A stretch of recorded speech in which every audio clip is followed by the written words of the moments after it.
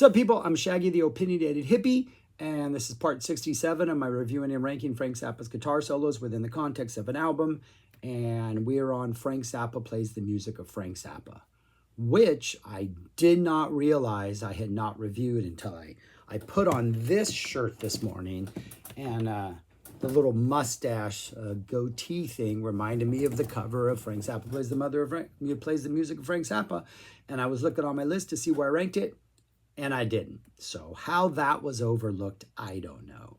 Also dealing with a new lighting situation for today because that light went out. So I'm trying to compensate until I have a chance to run to the store. So I think it'll still work.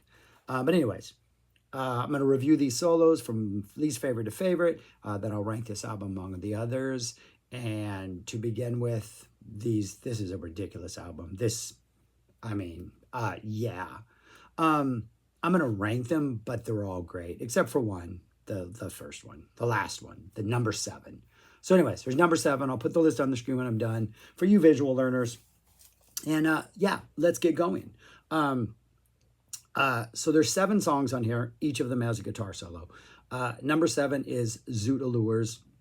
The album version, almost as soon as we hit the solo, it fades out. By far the least interesting thing on here. But the more I listened to this album, when this first came out, I was like, why do we need Zoot Allures again? We kind of don't. But it almost works as like a 20 Small Cigars or like a Igor's Boogie. It feels like this kind of, in the context of this album, this almost light instrumental number that just kind of, it works really well, like towards the end of the album, right to like begin the latter half of the album, the latter third of the album.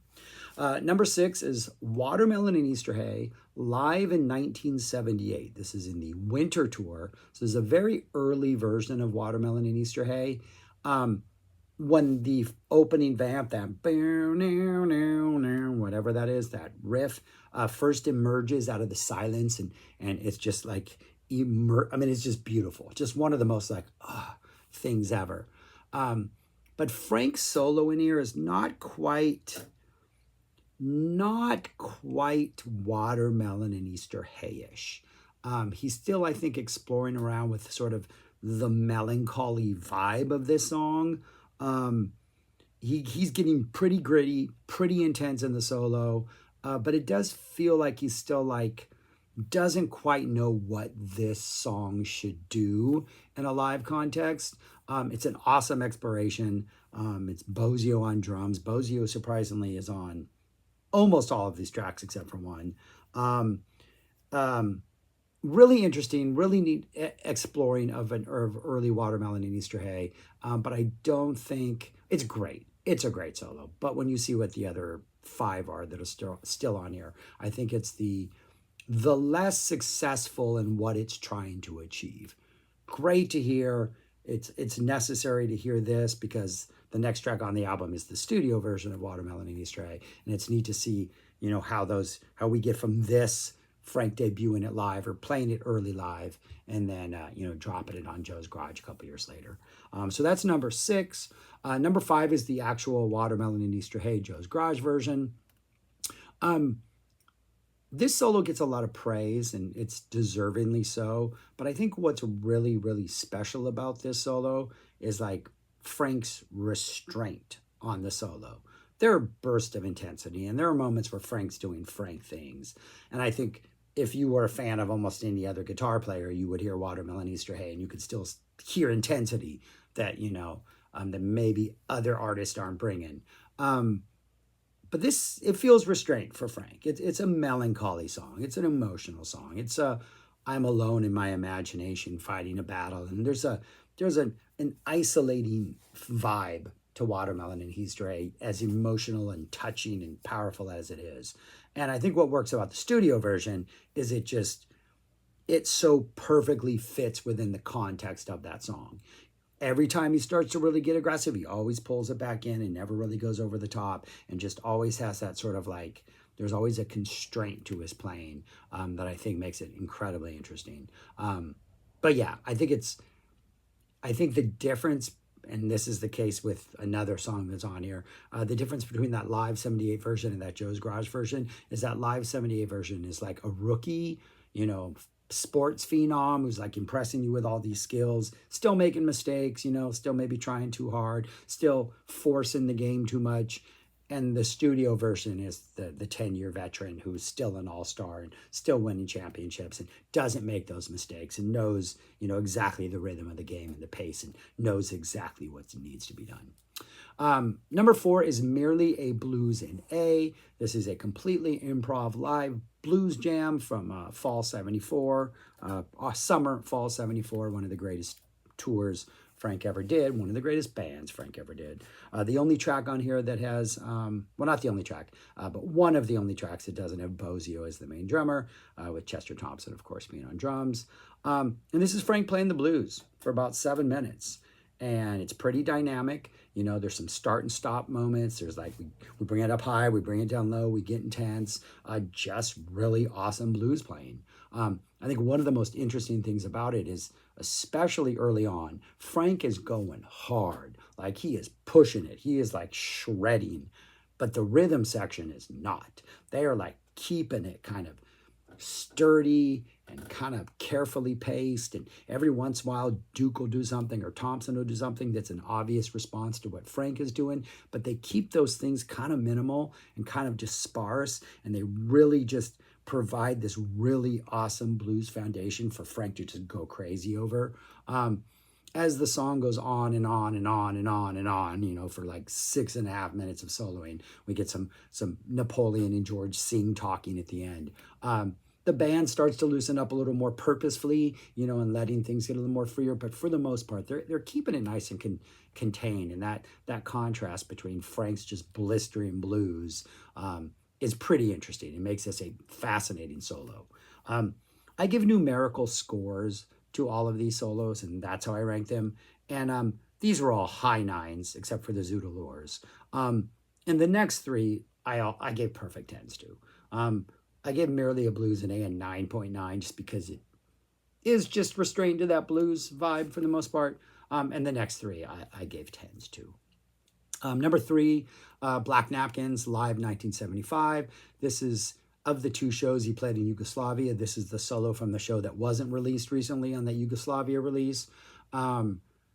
It, again, like that Watermelon and Easter Hay, this is the young rookie who's trying hard, gonna be rookie of the year, like making some fantastic plays, but still exploring, still figuring it out.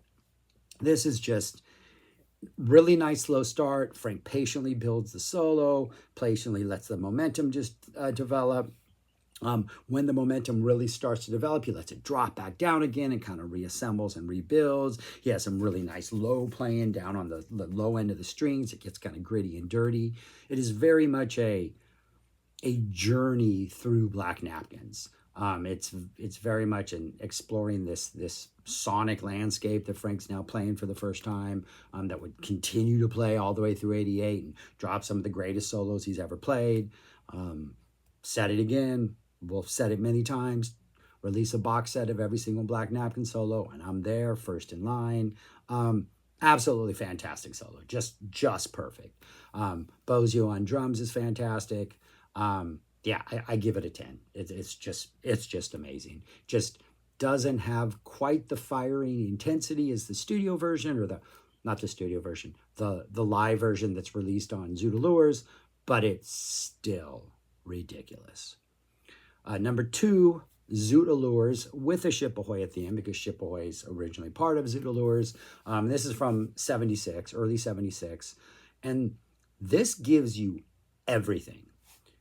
You get Zoodalores, you get the opening sort of playing around gently and lightly and a little bit of jazz flavor, kind of like a Dupree's Paradise from 73, 74 intro. And then as that solo goes on, it just kind of gets weirder and more twisted and more Frank esoteric in a way that like Zoodalores would always be in the 80s.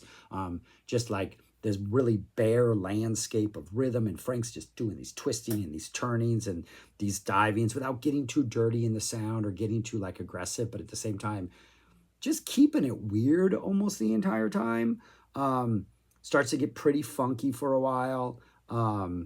Yeah, a lot. This I wrote cooking in the kitchen. A lot of these Zoot Allures and Dupree's Paradise and King Kong's earlier. It really is like Frank is like, all right, I got this whole new set of spices, got some new dishes, got some new like recipes, or I thought of some, and I'm just gonna mess around and add a little bit of this and a little bit of this.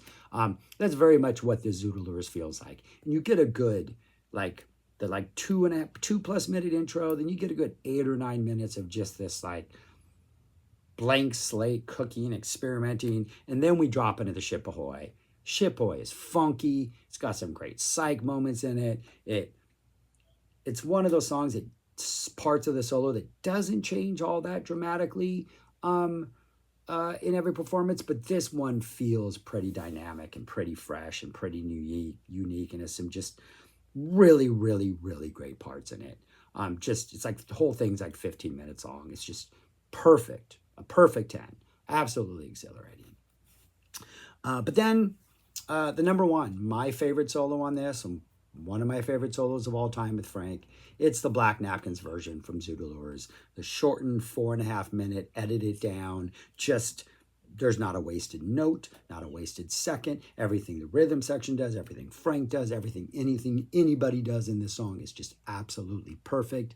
It is just it's a instrumental guitar solo vehicle, and it is just one of the most perfect musical creations ever. And I'm always amazed because I so enjoy the sequence on this album as it opens with that live 76 version. And I'm always like, this is so perfect. This is exactly what I seek in Frank. Long, exploratory, taking his time, going here, going there, really dynamic. And then this one follows, and it's tighter and it's cleaner. It's better produced because it's the album version. I'm just like, wow. And this somehow manages to be better than that, because this is just like Frank at his peak. This is like all-star, you're at the top of your game type stuff.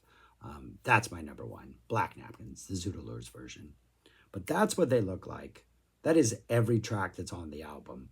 Not in that order. You get the 2 Black Napkins first, the live, and then the released one. You get the Zoot Allures, long Zoot Allures. Then you get Merely a Blues. Then you get the studio Zoot Allures. Then you get the 2 Watermelon with the actual Joe's Garage track closing it out. Great album. Great listen. Fantastic guitar solos. Where would I rank this? If I had to rank it among the other 66 I've already done, yeah, it's a number 3. Put it behind the 2 other completely only guitar solo albums, Shut Up and Play Your Guitar, and then Guitar. Yeah, it's a number 3. These are all just perfect. If you're a guitar solo lover of Frank Zappa, you cannot go wrong with these 3 albums. They are fantastic. And this one, solidly a number 3. Confidently a number 3. It's fantastic. All right. Glad I did that. Got it out of the way. Can't believe I'd forgot it for so long. Let me know what you think of this album, of these solos, all that kind of stuff. You know how comments work. Subscribe, like, share, comment, and go listen to this, man. It's like 50+ minutes of just heaven. Pure 6-string heaven. Peace. Talk to you later.